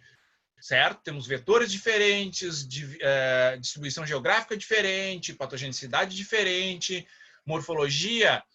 Em eritrócitos, a gente tem uma pequena diferença de tamanho, mas eu sempre costumo dizer que quando a Rangélia está parasitando um eritrócito, é muito difícil de diferenciar ela de uma Babesia vogeli. Quando ela está no leucócito, aí tudo bem, é só ela que vai no leucócito. E como eu disse para vocês, quem já assistiu palestra minha já está cansado de ver esse slide aqui, mas eu gosto de terminar com esse slide, até como uma homenagem ao Carine, porque vejam que, lembra que eu falei para vocês que ele escreveu um artigo em 1948, tentando defender a validade da espécie. E vejam que ele tinha tanta certeza de que era uma espécie válida, de que vejam que ele escreveu. Eu vou ler aqui. Se não me apressei em repetir nossas experiências, deve-se também à minha convicção de que também em relação às pesquisas científicas, o tempo é gentleman, pois que, enquanto confirma as verdadeiras, faz esquecer os erros. Então ele tinha certeza de que alguém ia confirmar que a hipótese dele era verdadeira e que se esqueceriam os erros dos outros que diziam que não era uma espécie válida. Tinha, portanto, esperanças de que outros experimentadores ou pesquisadores, estudando, então ele tinha certeza de que ele estava certo. Deixa minhas referências aqui. Então aqui, pessoal, é a nossa casa. O nosso laboratório, ele era numa antiga casa residencial. A gente chama da nossa casinha. Então, tá aí. Esse é o Protozovet, o laboratório de protozoologia. Essa é a nossa equipe. Aqui é a nossa equipe atual. Então, que faz os trabalhos serem possíveis, os nossos orientados. Eu gostaria de agradecer à instituição, né, a qual eu sou docente, que me mantém. Gostaria de agradecer lá o pessoal da USP e do VPS, que possibilitaram grande parte do conhecimento que hoje está aqui, e também as agências de fomento, tanto da época quanto atuais. Certo? Fica aqui meu muito obrigado, os nossos contatos. A gente tem um Instagram, que é administrado pela nossa equipe, tem aí meu e-mail pessoal, o e-mail do laboratório, e eu fico à disposição para os questionamentos. Obrigado, João. Muito bom, muito bom, muito bom. Adorei esse slide final, né? Poxa vida. E agora que eu vi o símbolo do laboratório, eu olhava, mas era um carrapato segurando alguma coisa que eu não conseguia ver, porque estava pequeno, não é? E é um piroplasma, não é? Muito bacana. Bacana. Quem desenvolveu esse símbolo foi uma aluna minha chamada Lina, que palestrou no evento, né? A Lina Crespo, de Alva. E ela sempre disse para mim, esse símbolo está muito carregado, não tem problema, é assim que eu quero. Assim, tem que ter o piroplasma ali. A Lina tem formação nessa parte de design, ela entende do que ela estava falando. E ela diz, não, mas quem sabe a gente não pode ser massa aí, está muito carregado. Então, deixa assim, tem que ter um piroplasma, o símbolo tem que ter um piroplasma. Essa é boa, João, essa é boa. Muito bom, cara, obrigado demais, pô. Muito bom, é muito esclarecedor, né? Os piroplasmas são misteriosos. Nem tanto, né? Porque tu viu que eu larguei várias dúvidas aí, né? Então agora a gente tem que resolver a questão, né? Ou muda o conceito, ou cria um grupo novo. Se eu pudesse votar, eu falaria que tinha que ter uma família nova, né? Tinha que ter uma família nova, com certeza. Mas aí vai... É exatamente isso que eu já falei para o João. Lúcia, quer abrir as falas? Eu acho. A gente vai organizando a fila aí, vocês vão dando um toque no chat. Lúcia, quer abrir, por favor? Eu tenho uma pergunta depois. Vamos lá, Lúcia. Tá, eu falo. A primeira vez que eu vi o João falar, a gente estava junto, né, Lúcio, lá em Gramado, quando eu vi a palestra do João sobre a Rangélia. Fiquei muito encantada. Verdade, também vi lá, verdade. E seu internet... É o teu som, Lúcio. É o teu som, Lúcio. É o meu? O Lúcio não tá legal, o som. O Lúcio foi slow motion agora, foi muito legal, viu, Lúcio? Passei o slow motion, foi bem legal. Então, aí eu sempre gostei. Desde aquela época eu já falava para o João, tem que criar uma família nova. Porque, assim, ficar tentando encaixar, eu acho que não, ele realmente é muito diferente, né, João? Assim, não dá para criar, é Babesia. Tudo bem, molecularmente ele parece com Babesia, tem características de Babesia, mas ele tem características de Taylerídeo. Então, assim, ele não é nenhuma coisa nem outra. No meu ver, ele não é uma coisa nem outra. O problema é que a gente fica, né? Até porque essa história de ninguém citar Rangélia nos trabalhos de filogenia de piroplasma, eu acho que não tem desculpa que não acha que é Rangélia, porque está como piroplasma. Então, você faz assim, está em revista boa os artigos de Rangélia.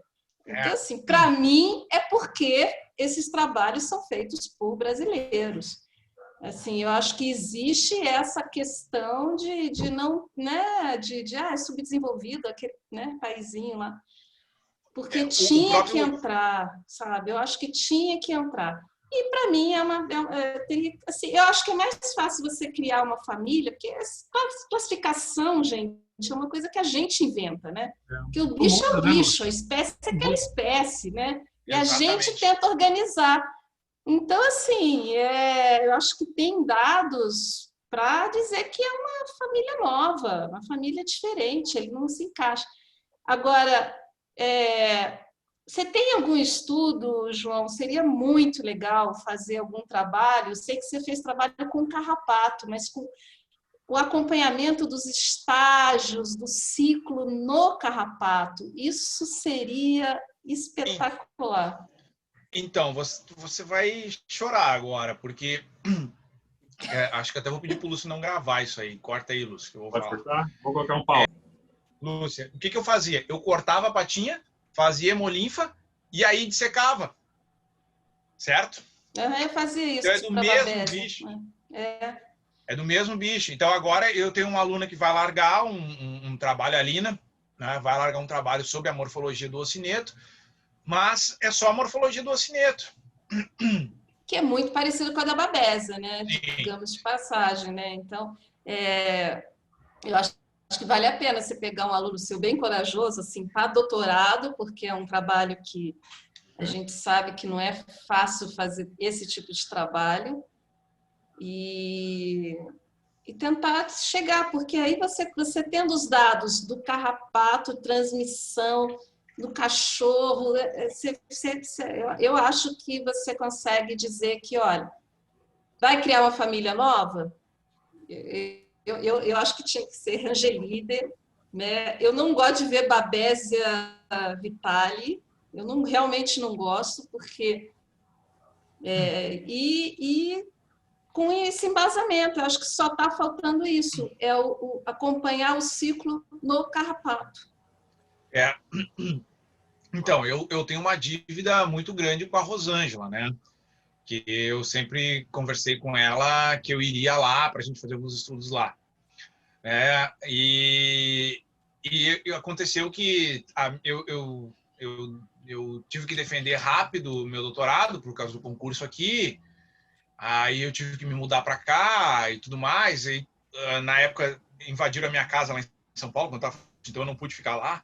Eu tive que vir embora. Então minhas amostras, muita amostra ficou lá em São Paulo, tudo. Mas aí agora recentemente eu consegui um inóculo. Consegui criopreservar de novo Rangélia. Então vamos esperar essa pandemia baixar aí.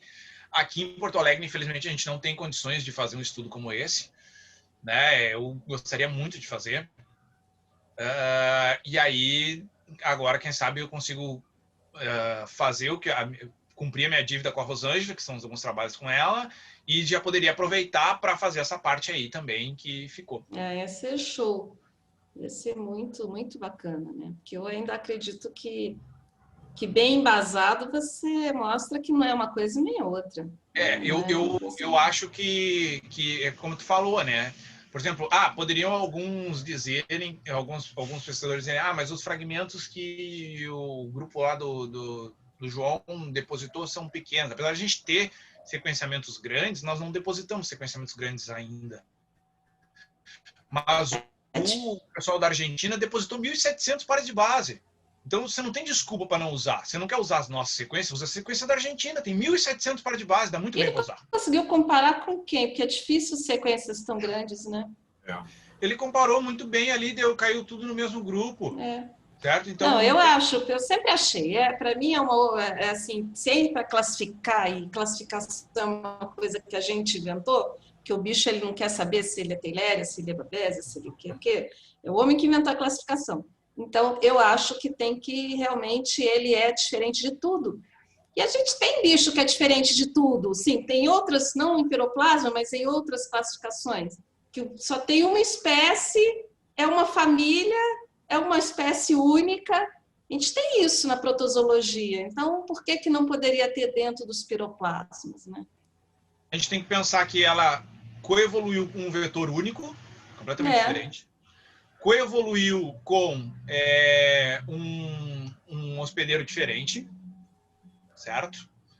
Então, é o único piroplasma que é transmitido de forma transvariana no gênero Amblyoma. Será que ela não teve que se adaptar a isso? Será que não teve que haver uma coevolução aí? Certo? Então, isso pode ter mudado, feito com que ela vire um grupo diferente. Né? Eu acho. Eu sempre achei. E aí, mas essa é uma crítica que eu recebo, às vezes, quando eu defendo como um grupo diferente, é que, mas é um grupo formado por uma espécie só. Qual o problema? Toxoplasma não é só... Toxoplasma não tem só Toxoplasma gondii, gente? Pois é. Ninguém questiona que é um parasito, que é um protozoário, né? E aí, essa é a questão, né?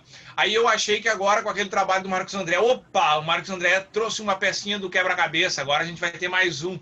Não, ele trouxe outro quebra-cabeça, ele não trouxe uma peça para esse, ele trouxe mais um quebra-cabeça. Aquele deve ser Babesia mesmo, deve ser...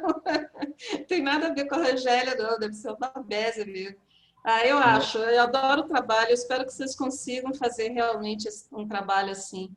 Que eu acho que é só o que está faltando, um ciclo um pouco mais detalhado no vetor, né? Eu sei que é dificílimo, gente, eu acho que eu nunca mais vou trabalhar com carrapato e protozoário, porque é um trampo, né, realmente, mas está faltando, eu acho. O que eu vejo agora de complicante para isso, né, é as bioéticas, para fazer um trabalho como o que eu fiz, utilizando a quantidade de cães que eu utilizei. A gente estava discutindo isso no último seminário, né? Cara, eu usei 16 cães no meu trabalho. Cara, nenhum cão teve problema. Tudo bem, eles adoeceram, não estavam bem. Eu vou ser hipócrita aqui se eu disser, os animais ficavam febris e tudo mais. Mas, cara, os animais foram doados depois, certo?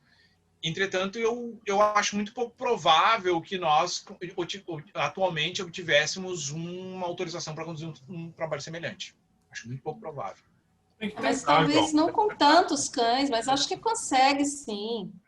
Né? Não precisa ser 16 cães, mas eu acho que, assim, eu sei que é difícil. Eu já participei, eu fui do comitê de ética aqui do IB durante 5, 6 anos, eu era do comitê de ética. E pelo menos o nosso comitê, a gente observava mais o bem-estar do animal, e se não era uma coisa absurda, né? A gente, assim, aqui no IB ninguém trabalhava com cachorro, não sei eu. Não, eu já não trabalhava mais com cachorro quando eu fui do comitê de ética. Mas, assim, a preocupação sempre foi, assim, questão de fazer um roedor, por exemplo, um sacrifício humano e tal. Mas dificilmente se barrava um trabalho, entendeu? Ainda mais se for bem embasado, né? Porque senão a ciência não avança. Tem que ter o comitê de ética para não ter os extremos, né?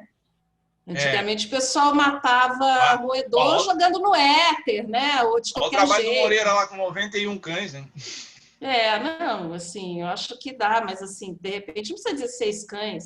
Se você tiver 5 cães bem infectados, né? Você consegue colocar um monte de carrapato neles. Os meus cães lá ficavam num ambiente com ar-condicionado. Tem foto na tese deles passeando lá. Quem viu a tese tem lá, eles passeando. Foi um ambiente com ar-condicionado. O sistema de limpeza das fezes, com descarga, precisa ver, era espetacular o lugar. Vai entender. Tem uma... posso passar, Lu? Tem uma outra pergunta? A gente fica se for bem embasado. Eu vou parar de falar, Rodrigo tava também tentando... Tô parando de falar, mas, João... O Rodrigo também estava tentando falar. Né? João, se você fizer esse trabalho, você me avisa, só para um dia ir assistir, tá? Para ficar atenta. Provável que eu já esteja aposentada, mas, assim, me avisa. Eu estou ouvindo vocês falarem aqui, 2 pessoas que eu adoro, né? A Lúcia, que já conheço de longa data, né, Lúcia? Lá de Botucatu, né? E o João, que foi praticamente meu orientador foi meu orientador, né? Mais meu orientador do que meu co-orientador na minha tese de doutorado, né? E a gente trabalhou com Rangélia.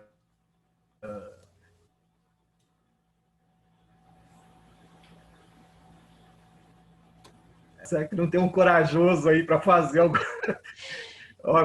Se não fosse a minha idade à disposição, porque eu acho que esse é um trabalho realmente para uma pessoa bem jovem, né? Para ficar, porque tem que ser muito, né?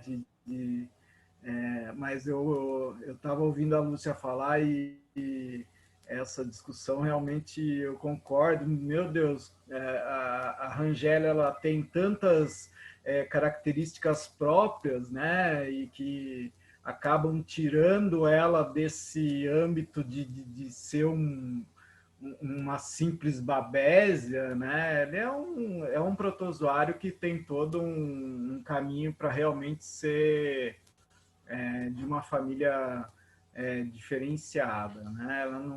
Ela não cabe mais, até às vezes a gente dando aula e explicando para o aluno, a gente até mesmo fica assim, mas espera aí, esse bicho aí não tá certo nesse lugar, não. Esse bicho merece uma colocação própria para ele, né? Em todo o contexto de ciclo, de forma de manifestação, transmissor, realmente isso que a Lúcia falou, eu acho que ela tocou muito bem no assunto de ter que ser muito bem estudado a manutenção dela dentro, né, dessa família que está e colocar realmente ela no lugar de direito, vamos dizer assim, né? Eu acho que essa é uma discussão muito bacana. A Lúcia tocou num ponto assim muito legal. Acho que tem que ser mesmo. É difícil, como a Lúcia falou, porque precisaria de um estudo muito aprofundado, né? E a gente teria dificuldades hoje, né? Que antigamente, como a Lúcia disse, não, o cara falou que é daquela família, né? E eles não tinham a tecnologia que a gente tem hoje. Hoje a comprovação de que um indivíduo seja de um determinado loco, né? Tem que ser muito bem comprovado, porque a ciência hoje está tão evoluída, né? E exige muito, mas eu gostei muito da discussão, gostei muito da apresentação do João. O João sabe que não tem, é um amigo, é muito mais do que um colega, para mim é um amigo, então estamos sempre juntos aí. Valeu. Né? Mas é isso aí, eu acho que a Lúcia foi muito bem coerente na colocação dela, eu acho que é bem por aí mesmo. Né? São pesquisas difíceis de se fazer, né? Mas que merecem ser feitas, porque eu acho que também gera uma confusão na nossa própria cabeça quando a gente pensa com relação à Argélia. A gente que estudou um pouquinho, né, de Argélia ainda sempre tem uma confusão, e quando a gente até vai explicar para alguém, a gente tem que achar um meandrozinho para se colocar, e ainda assim não ter uma colocação muito sólida, né? Justamente porque ela não se posiciona dentro de uma família. Mas é isso aí. Eu gostei muito da discussão, gostei muito da apresentação aí do João, né? E essa discussão é muito bacana. Eu acho que tem que ser feita mesmo com relação à Argélia. Tá? Maravilha, maravilha. Eu vou aproveitar então para passar a palavra para o Sérgio. Você está por aqui ainda? Aqui. Se quiser abrir, obrigado.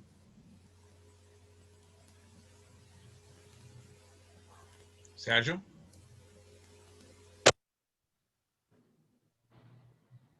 Alô?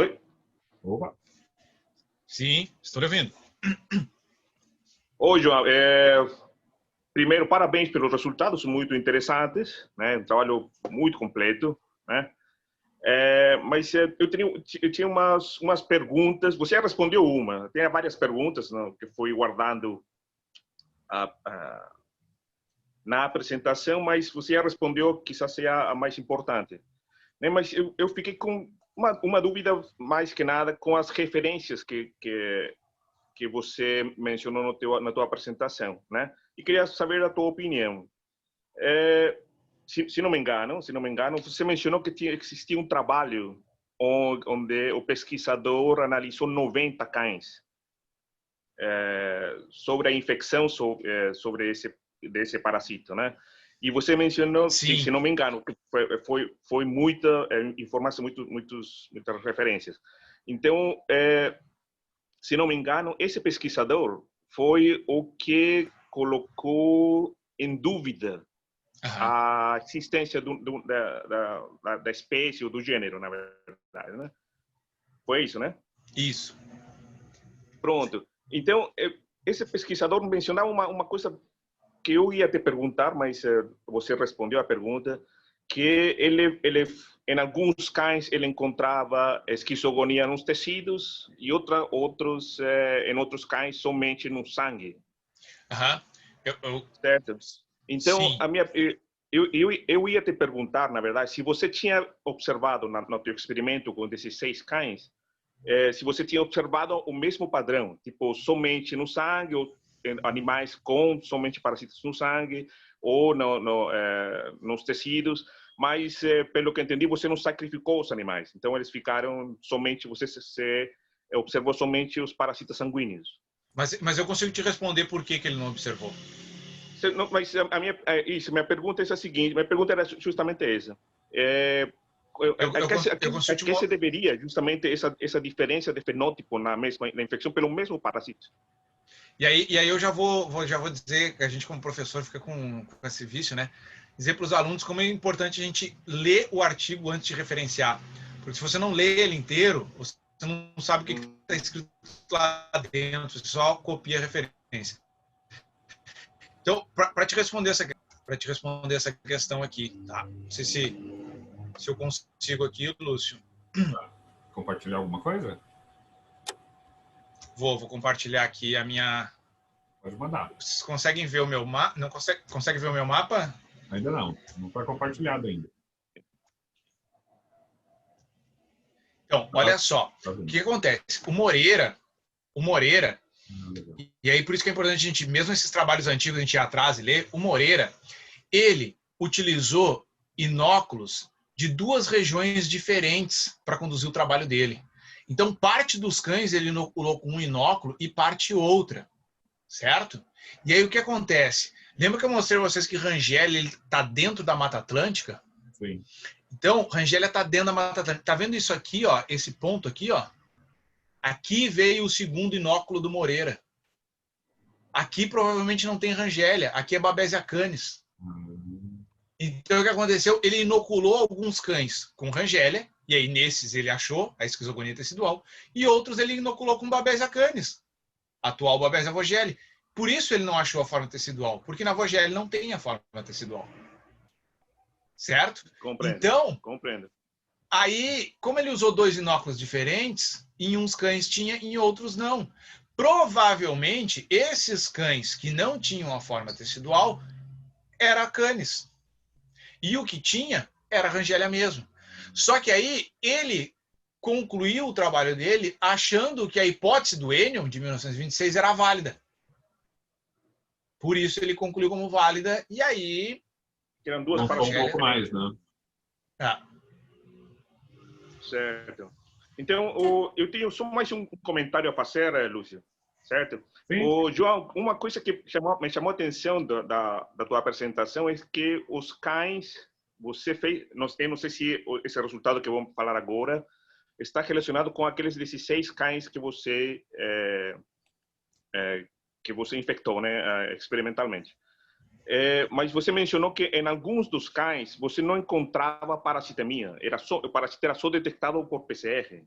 Era nesses animais mesmo? Sim, era nesses, nos 16. Certo. Em alguns cães eu só encontrava parasitemia ou no esfregaço de ponta de orelha ou no PCR. No de sangue periférico, usado para fazer a análise hematológica, porque eles eram avaliados, eles faziam um hemograma 3 vezes por semana. Nós não encontrávamos. Certo. Uma coisa que me fez lembrar o teu resultado, né, que me fez os teus resultados, justamente pela diminuição das plaquetas e a diminuição do número de eritrócitos, certo? Isso me fez lembrar o mesmo fato que acontece nas infecções por Plasmodium. Em Plasmodium vivax, que é o parasita humano, ele tem parasitemias muito baixas. Não chega a 0,1% máximo. E os pacientes que têm esse tipo de infecção, eles ficam com uma pancitemia brutal. O hematócrito cai drasticamente, o número de plaquetas é diminuído. Então, a gente não pode explicar essa diminuição no número de eritrócitos pela infecção pelo parasita, porque é muito pouco parasita circulando. Então, uma coisa que isso me chamou muita atenção, né? E isso está explicado, pelo menos, em Plasmodium vivax. E o que você poderia, quizás lá na frente, não sei se será do interesse, certo? Mas é a resposta imunológica.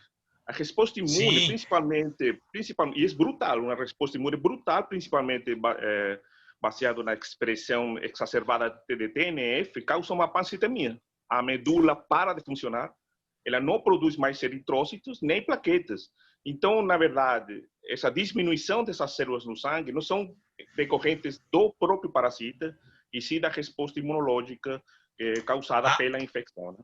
Mas aí tem uma outra questão. A anemia, concordo muito contigo, a anemia ela é causada principalmente, ela é uma anemia principalmente extravascular e principalmente imunomediada. Tem trabalho saindo agora, não é do meu grupo, mas trabalho saindo agora, com marcação de eritrócitos que foram avaliados por citômetro de fluxo. Então, tem uma anemia imunomediada muito grande. Lembra que eu tenho também um processo inflamatório muito intenso. E muitos animais desenvolvem anemia normocítica normocrômica. E muitos animais desenvolvem anemia arregenerativa, certo? Entretanto, o grupo da Raquel França, e que na época a Raquel era orientada da professora Sônia, lá de Santa Maria, eles avaliaram a medula óssea dos cães e não há inibição de precursores. A medula está legal, não tem inibição de precursor. Então, o que acontece? Eu não tenho inibição em nível medular, mas eu tenho uma drástica redução na plaquetopenia, na contagem de plaquetas, exatamente no momento que o parasito está saindo do endotélio vascular. Então, essa plaquetopenia é de consumo e imunomediada, mas principalmente consumo. Quando a gente leva em consideração a anemia, também não tenho inibição de precursores da linhagem eritroide, a Raquel comprovou, e eu tenho anemia mesmo em baixas parasitemias. E a gente supõe que provavelmente isso seja oriundo da anemia do processo inflamatório, certo? Porque é muito drástico. Lembra que eu tenho todos os órgãos estão parasitados, então eu tenho uma anemia do processo inflamatório muito estimulada. E também eu tenho muito eritrócito marcado com antígeno. E aí eu tenho, e também a gente pode ver que a anemia ela é mais extravascular do que intravascular no caso da Rangélia. Então, é um efeito, como é que eu vou dizer? Não é o efeito direto do parasita fazendo hemólise intravascular, mas eu tenho os antígenos fazendo hemólise extravascular. Entendi. É o baço que está retirando os eritrócitos, na verdade. Isso. Os animais têm esplenectomia, tem esplenomegalia, perdão. Certo. Bem Deve ser isso, acentuado. então. Certo, muito bacana. Parabéns pelo trabalho, João. Tem esplenomegalia e tem linfadenomegalia também. Certo. Parabéns pelo trabalho, João. Valeu. Obrigado, Sérgio. Obrigado. João, compartilha aquele mapa de novo. Estou inscrito na fila, aquele mesmo mapa que você mostrou. Por favor. Eu fiquei matutando uma coisa, assim. Quando você mostrou a primeira vez o mapa, aí eu fiquei pensando na questão. Falei, poxa, não tem no Mato Grosso do Sul, né? Não tem no Mato Grosso. Não tem aureolato? Não é? Aí que... Então... O amblioma aureolatum, ele vai só até o Espírito Santo. Pois é, isso certo? Eu fiquei pensando nessa história. Se tu pegares... pode falar, perdão, João. E se tu pegares a região sudeste, tem um trabalho do grupo do Labruna que comprova que amblioma aureolatum tem associação com altitude, acima de 500, 600 metros. Todos os casos da região sudeste são em altitude de Rangélia. Todos os casos de Rangélia na região sudeste são em altitude. Ele gosta de um friozinho, né? Dá a impressão que... Gosta de um friozinho. Então, mas aí que tá... Aí eu só ia parar nessa pergunta, aí eu lembrei a história da Keila. Lembra que ela achou... Aí você comentou também, tem uma pecinha nova aí que é... No Pantanal, acho que foi a Keila, né? Que encontrou lá em... Não lembro o bicho agora, mas encontrou uma Rangélia no Pantanal. O que você acha? Mas é isso aí que a gente vinha discutindo, né? Até discuti bastante com o Marcos André. Ela achou um agente que ficou filogeneticamente relacionado. E o que eu estava discutindo com o Marcos André é que provavelmente o que puxou essa relação filogenética foi a concatenação com o gene HSP70, que é um gene também que tem pouca sequência disponível. E aí, se tu observares, a porcentagem de similaridade é muito, muito baixa. Então, o que eu disse, eu brinquei, né? Que eu achei que o Marcos André tinha trazido uma peça do quebra-cabeça da Rangélia, e não, ele trouxe um outro quebra-cabeça para a gente montar.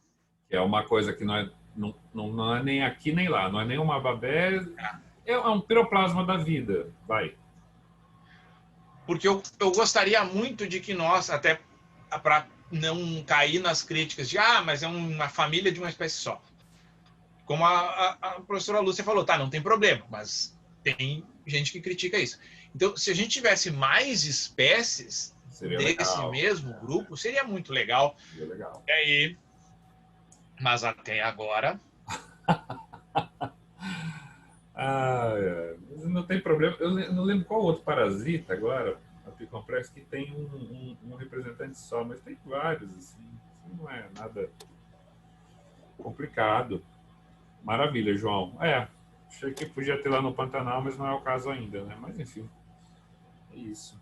Muito bom, muito bom. Eu não sei, talvez no Mato Grosso do Sul Bem no a gente sul, possa né? ter alguma coisa de aureolato. É, Bem no sul. ali, cara. Tem aquelas friagens que Bem. acontecem ali, tudo bem. Poderia ser interessante, né? Então, Se tu vê aqui, ó, em relação ao Paraguai, né? Então, teve um ponto no Paraguai, na mesma longitude e latitude, não lembro agora, mas assim, tem chance, né? Tem chance ali. Tem. Possibilidade. Pessoal, é isso. Ô, João, gente, peraí, eu só queria falar porque eu tô no ponto de ônibus aqui e aí a minha internet vai cair. Que situação. E a minha internet vai cair. A sequência que a Keila achou, o João e eu estávamos discutindo, acho que foi terça-feira, né?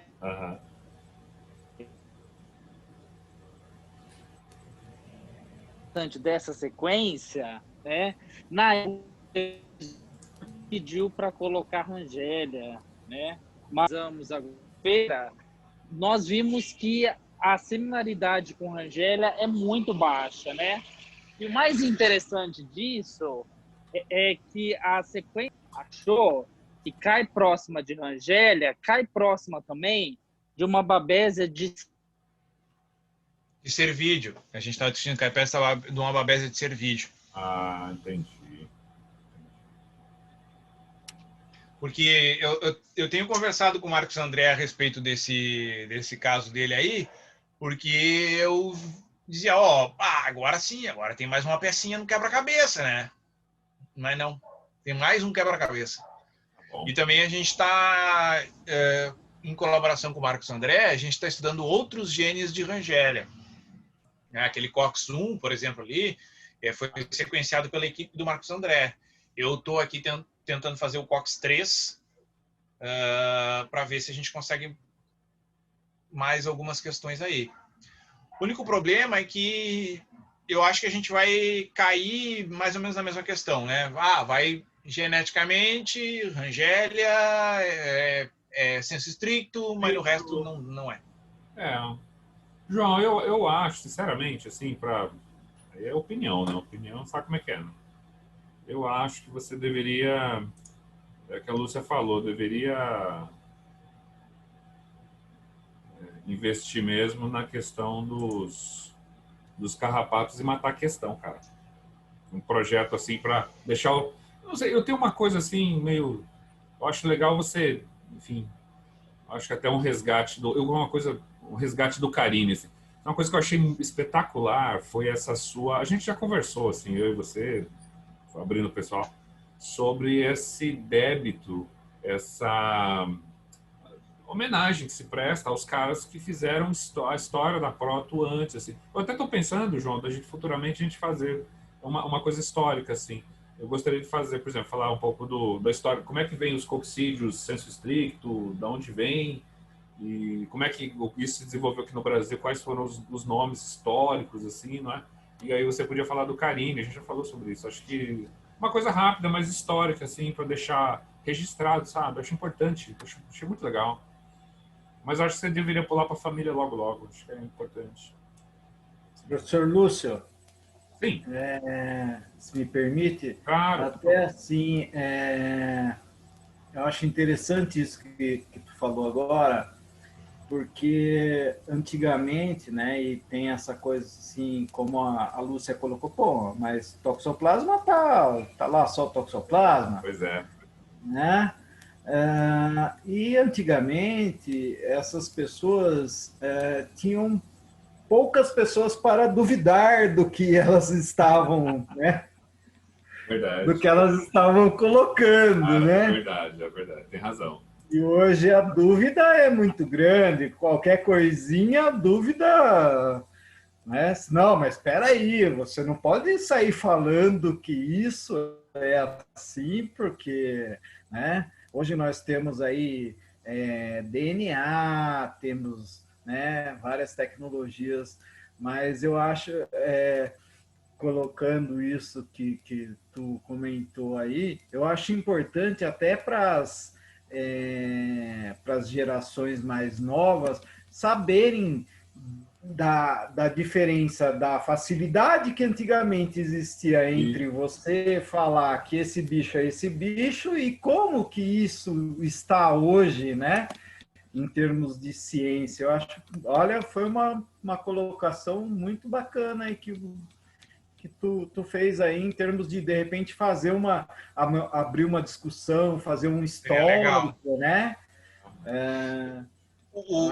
Muito bacana, realmente. Isso O Carini, ele não era brasileiro, ele era italiano. Ele veio para dirigir o Instituto Pasteur, mas basicamente se tornou um brasileiro, defendia a pesquisa brasileira, né? E eu concordo com a Lúcia, uma coisa que ela falou, né? A nossa pesquisa tem muito preconceito, né? Muito preconceito por ser uma pesquisa brasileira. E muitas vezes a gente tem uma qualidade muito maior do que outras. Eu vi muitos trabalhos que eu citei assim que não tinham a qualidade de trabalhos brasileiros, sabe? E vi também trabalhos de gente que só porque era feito em outro lugar era respeitado, sabe? Então, e eu acho que eles foram colocados em xeque muito por serem pesquisas brasileiras, sabe? E, no entanto, os caras estavam completamente certos. Imagina, com os recursos da época, eles estavam certos. Eu costumo dizer que a gente precisou inventar a biologia molecular para comprovar o que os caras olhavam num microscópio sem energia elétrica, certo? Então, olha só.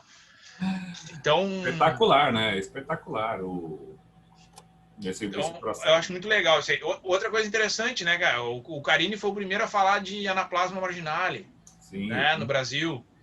Ele relatou Anaplasma marginale no Brasil meses depois de que descreveram a espécie.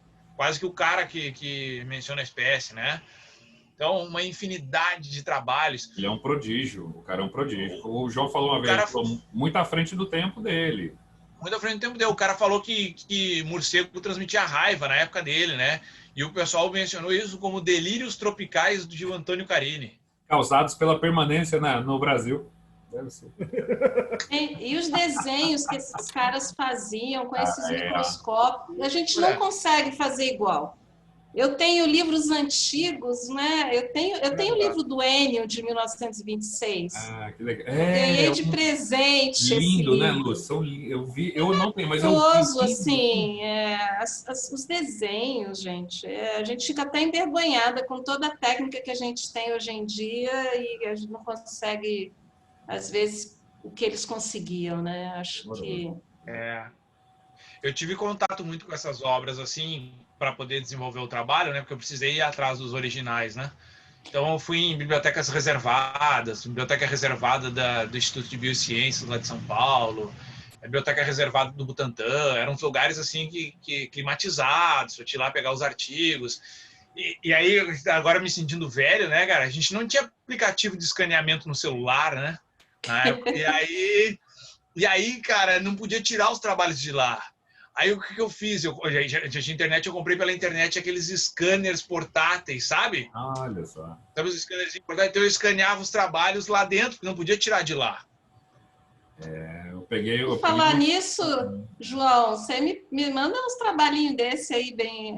O do Carini eu tenho, mas esse outro que o cara fez tentando e não validou a espécie, esse que ele utilizou a amostra provavelmente de Babésia, manda para mim.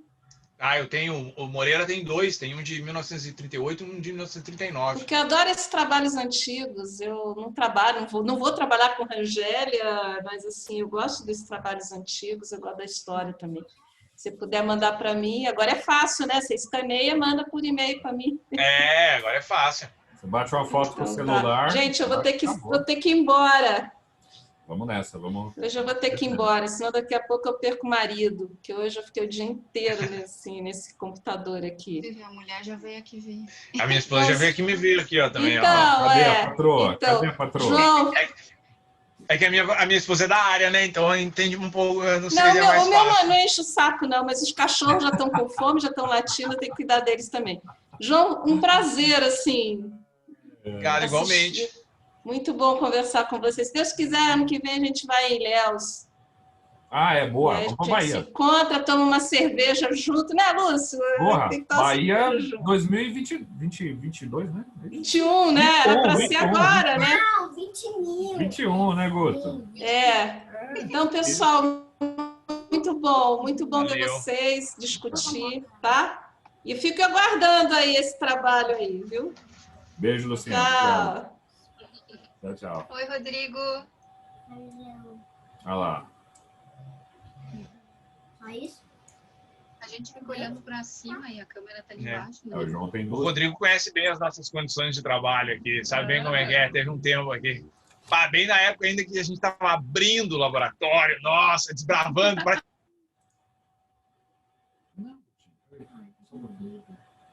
Ele tá com um bugzinho aqui.